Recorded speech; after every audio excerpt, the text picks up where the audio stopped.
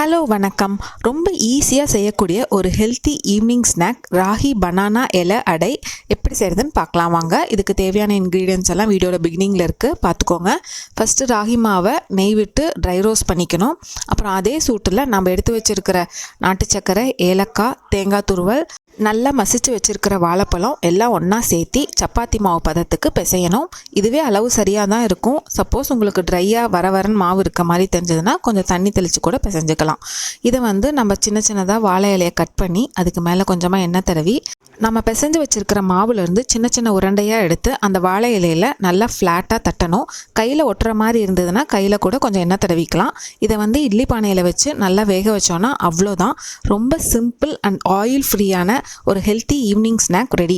குழந்தைங்கள்லேருந்து பெரியவங்க வரைக்கும் கண்டிப்பாக இதை விரும்பி சாப்பிடுவாங்க. ட்ரை பண்ணி பாருங்கள். உங்கள் ஆரோக்கியம் எங்கள் சுவையோடு. Keep supporting, keep smiling. Thank you.